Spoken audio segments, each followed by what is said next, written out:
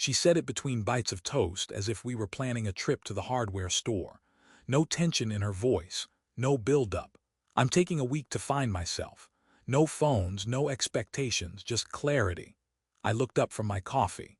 Her tone was too smooth, like a line rehearsed more than once. She didn't blink, just sipped from her mug, one leg crossed over the other like this was casual, normal, reasonable. The calendar on the fridge confirmed it. Solo reset blocked in soft pink, 5 full days bracketed by small, looping hearts. I hadn't noticed it before. I nodded. Not because I understood, but because I didn't want to give her the reaction she might have been baiting. Or maybe she wasn't baiting anything. Maybe she really believed it was innocent, or wanted me to believe that. She'd been talking about mindfulness lately. Burnout. Space. It was easy to file it under that umbrella. Easier than asking the obvious question, from what, from me? Instead, I swallowed my thoughts with the rest of my coffee. Okay, I said, if that's what you need. She smiled faintly, but not at me. It was the kind of smile you give a cashier when they say have a good day, courteous, distant, automatic. I noticed her suitcase by the door, compact, sleek, new. You heading out now? In an hour, she said, glancing at her watch. I want to beat traffic. That's when I noticed the phone. Not the one I bought her 2 years ago, but a new model, slimmer, pristine. She'd set it face down on the counter like a secret half-kept. I thought you were unplugging. I am, she said quickly. But I still need GPS, music, stuff like that. Right. She didn't say goodbye when she left, just take care of yourself over her shoulder as if she were headed to a yoga class instead of vanishing into 7 blank days. The door clicked shut behind her. I didn't follow, didn't text, didn't call. Instead, I sat there for a long minute in the kitchen that still smelled like burnt toast and lavender hand cream. A morning like any other, a wife like a stranger. Part of me wanted to believe it, that this was about self-care, that she'd come back lighter, clearer, grateful. But something cold had crept into her voice that morning. Not distance, not exhaustion, precision. And that was worse. She made this decision without discussion, like I was furniture being left behind while she renovated her soul. No warning, no conflict, just erasure in soft colors. I should have felt angry or scared. But what I felt more than anything was still. Stillness can be deceptive. It masks the rattle before the storm hits. I wasn't panicking, not yet, but I wasn't at peace either. I was listening, watching, remembering. And somewhere deep in that quiet, something small began to shift. Not rage, not jealousy, clarity. The first night without her was quieter than I expected. I didn't pour a drink, didn't flip through photos or scroll through old texts. I made dinner like normal, washed the dishes, and left the bedroom light on longer than usual. I didn't miss her. That surprised me. But the absence didn't feel clean either. It had sharp edges, not grief, something colder, something with teeth. By morning, my unease had sharpened into alertness.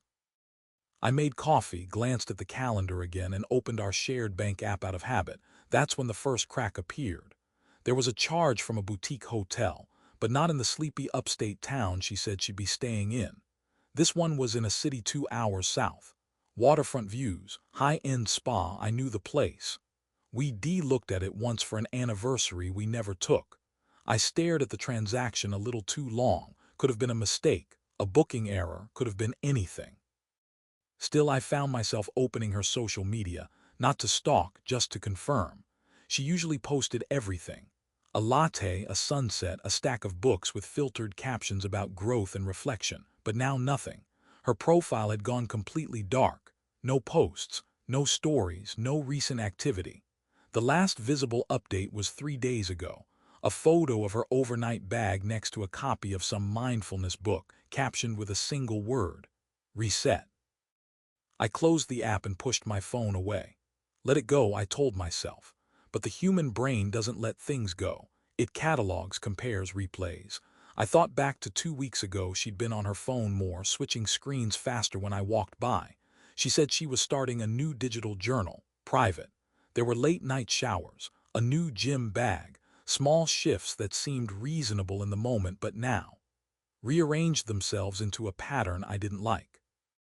I opened Instagram again, but not hers. I checked her best friend's account. It wasn't much, a story that lasted 5 seconds, A blurred mirror selfie and the words, "Girls who glow don't owe." It was nothing. And yet it was everything. That phrase, casual and pointed, landed with more force than it should have, as if it were an inside joke meant for someone specific, someone watching. I refreshed the bank app again.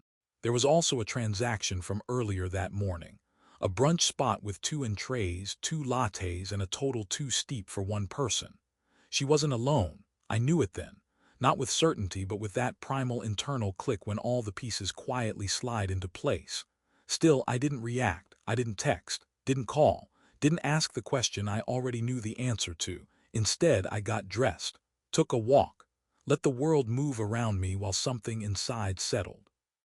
I wasn't looking for proof anymore. I was preparing for clarity. That night I opened my laptop, found our shared Apple ID. She hadn't changed the password. She was always careless with details when she felt clever. I navigated to the backup settings, looked through synced files. A few old notes, some photos, a location ping from yesterday. Not upstate. She was still at the waterfront hotel, the same one with the couple's retreat package. She used the excuse of solitude to disappear into someone else's weekend. And somehow, sitting alone in that kitchen, I didn't feel broken. I felt steady. Not because it didn't hurt, but because pain without pretense is something you can survive.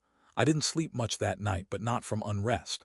It was calculation, not insomnia.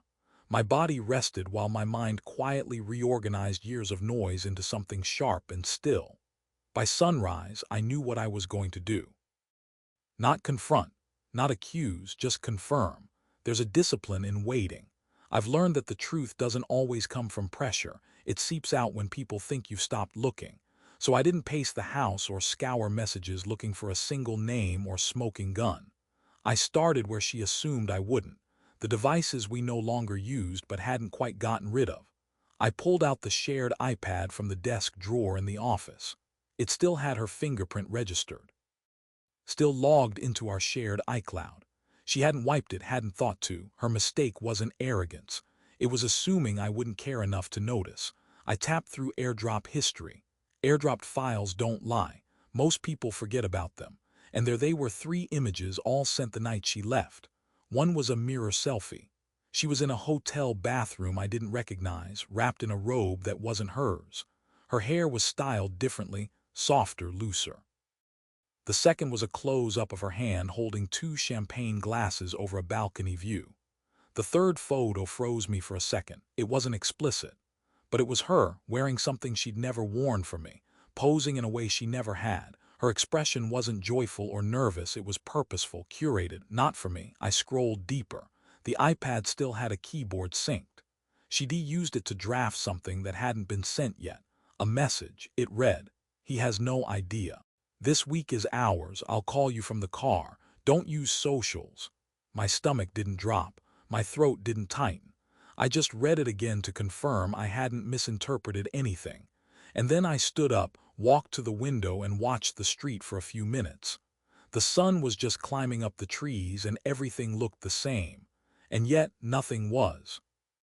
I thought about the last 6 months, her increasing silences, the way she started scheduling everything, even connection, like it was a chore to be crossed off. The way she stopped asking about my day, my clients, my parents. As if the machine of our life was still running, but she'd long since stopped caring about who built it. I didn't rage.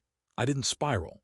Instead, I opened my own phone, removed our shared calendar access, unlinked our Spotify account, shut down our meal kit subscription that she barely touched but insisted on keeping. Then I logged into her email. She never changed the recovery address. I requested a password reset and waited. Less than a minute later, I was in. There wasn't much. She was careful, nothing overt, no digital paper trail with his name or photo. But the hotel confirmation had been emailed there, along with a note she'd added to her own calendar. Quiet time with M, do not disturb. I didn't need to know who M was. The letter was enough. I could have kept digging, but it felt unnecessary now. The architecture of her lie was clean, minimal. She thought she'd built something sleek and untouchable. But she forgot who helped her build her passwords, her systems, her online accounts. She forgot that the man she thought she'd outgrown was still the one who made her life this easy. I closed the iPad, placed it back in the drawer, and returned to the kitchen. I made breakfast like I had every morning for the last 4 years. Same skillet, same pan, same seat at the table, but I didn't touch the food. I just sat there, fork in hand, letting the minutes stretch out around me like rope. She thought she was finding herself. What she didn't realize was that I was finding something too. My center, my boundary, my silence. And in that silence, a decision was forming, not out of pain, but out of peace. I didn't need to follow her. I didn't need to scream or demand or force clarity. I had everything I needed. And by tomorrow, she'd know it too. The morning after I found the message, I turned off my phone.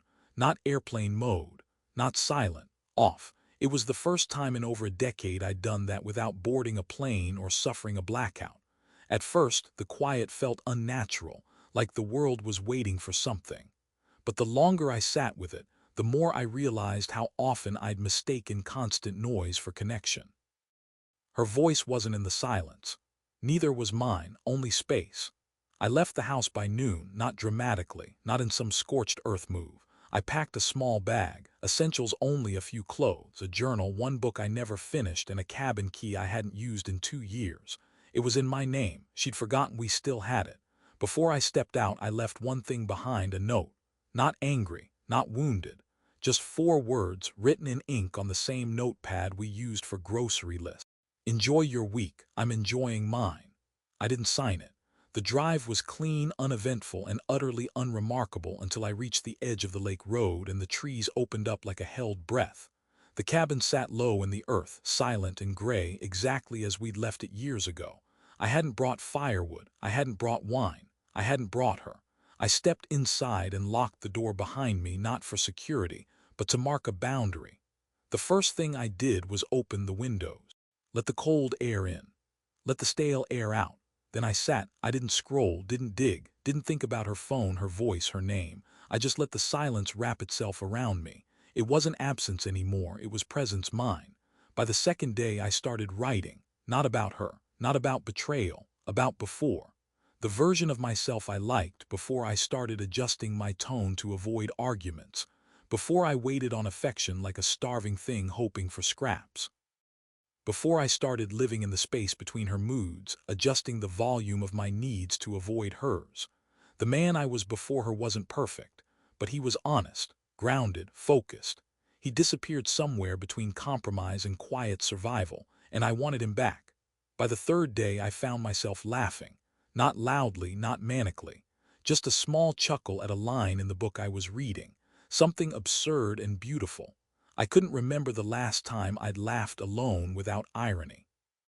No texts, no alerts, no weight of pretending everything was fine.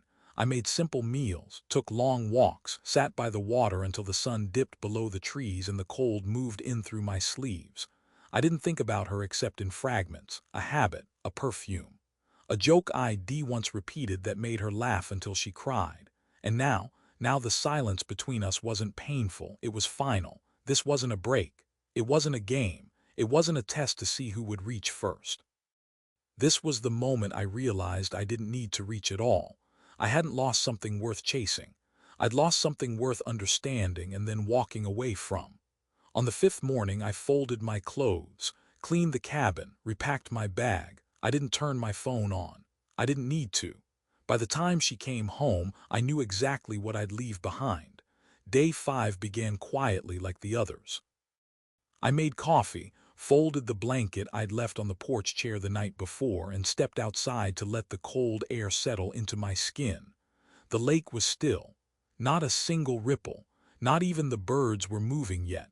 That kind of stillness doesn't last. Back inside, I turned on my phone for the first time since I'd left. A single bar of reception blinked into life in the upper corner of the screen, and then the notifications hit like slow, deliberate knocks on a door I wasn't planning to answer. I ignored the first wave. Missed calls, voice messages, one from her sister, one from a number I didn't recognize. I let them stack. Then a text appeared from a mutual friend, Kelsey. The kind of friend who knew both of us but leaned slightly toward her, especially during the glossy brunch days and curated anniversary posts. At first, I assumed it was a check-in. A friendly, "Hey, everything okay?" type of message, but it wasn't that. It was a photo, sent without context. No caption, no explanation, just a single image. My wife walking hand in hand with a man I'd never seen before, exiting what looked like a rooftop bar. Her smile wasn't staged. It wasn't polite, it was radiant. And the angle made it clear Kelsey hadn't received this photo, she had taken it. The next message came seconds later. "Can't believe she finally did it." No apology, no hesitation, just that. I stared at the screen, thumb hovering over the keyboard, not to respond, but to feel the weight of the choice in front of me. This wasn't about betrayal anymore. It was about confirmation from someone inside the circle. Someone who hadn't expected me to see the truth so clearly. Kelsey had made her allegiance known, and unintentionally she'd given me the final piece I didn't even know I needed, a witness. Not to her shame, to my clarity.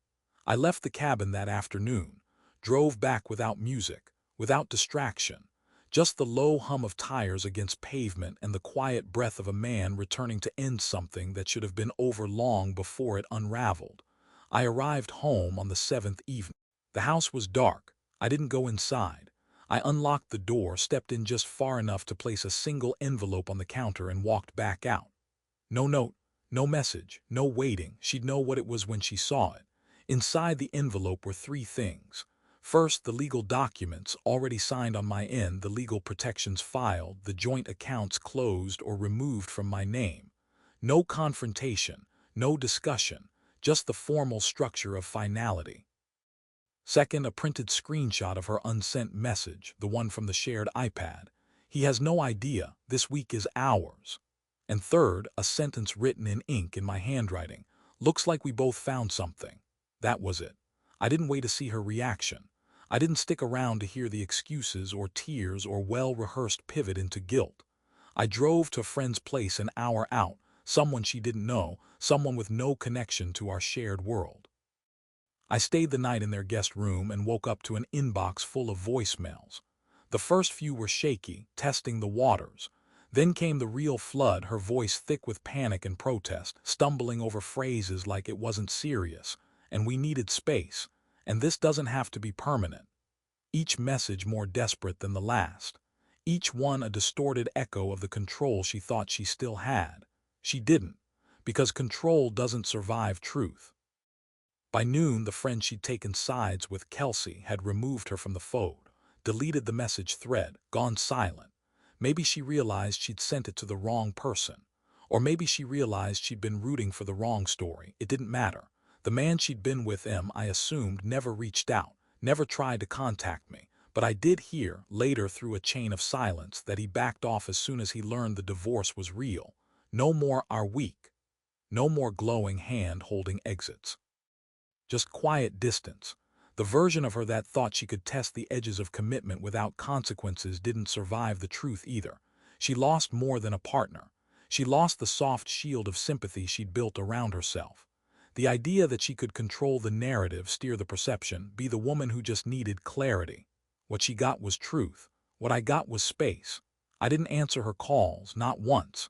She left voicemails, 43 in the first week alone. I listened to none of them. Not because I didn't care, I did. That's what made it clear I shouldn't. There's a point in grief where silence becomes stronger than explanation. I'd reached it. The divorce process moved quickly because I'd been preparing without realizing it. Years of small detachment, separate accounts for business, a cabin in my name, passwords that stayed mine, meant I didn't have to scramble. Her messages shifted from pleading to bargaining. I never meant to cause pain. I thought we needed time. It wasn't about him, it was about me. But every phrase collapsed under the weight of her own planning, the calendar block, the message draft, the photo from Kelsey. She hadn't been searching for herself, she'd been replacing me. And now she wanted a version of me to return who didn't exist anymore. Her family reached out too. Her mother called once, voice tight, formal, more confused than apologetic. Her sister emailed me a week later, trying to clarify things she had no business clarifying. I didn't respond. Word spread slowly. Not because I told anyone, I didn't need to. She debuilt her social image carefully, the wise, glowing partner leaning into balance and self-discovery. But she hadn't accounted for the silence that followed when those around her realized they weren't part of her truth, only her cover. Our mutual friends stopped calling. Not all of them.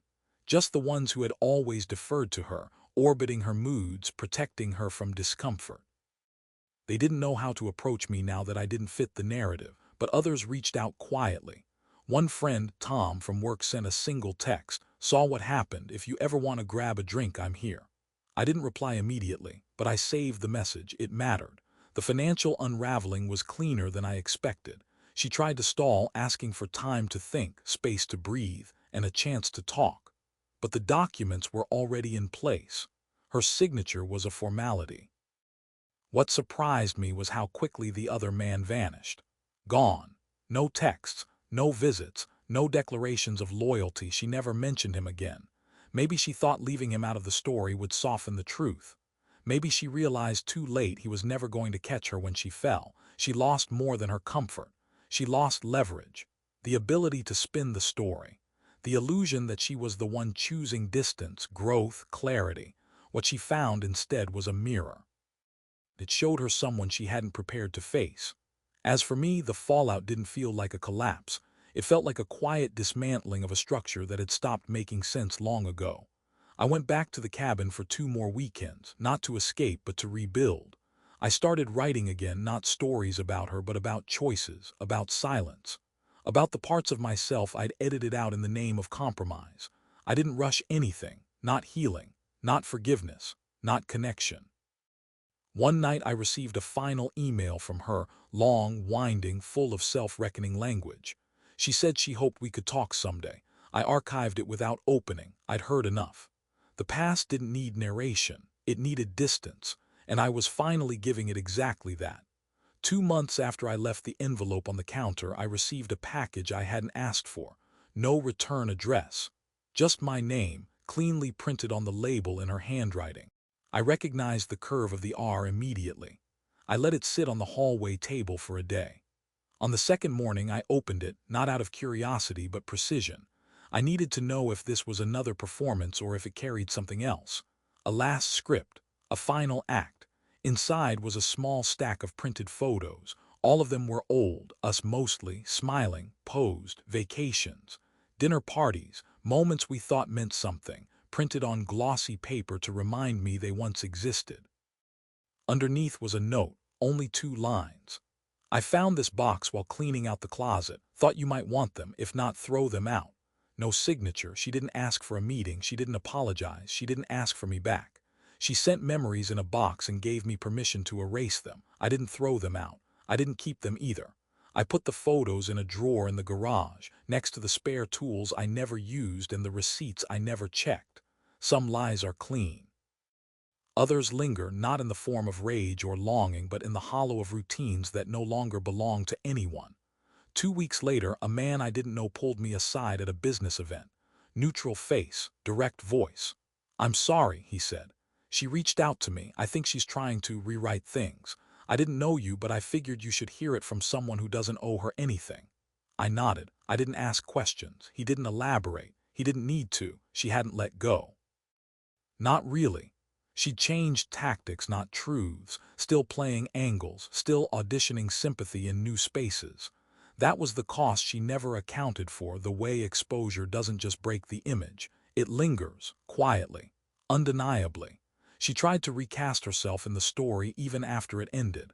But I was no longer part of that cast, and without me, the narrative couldn't hold.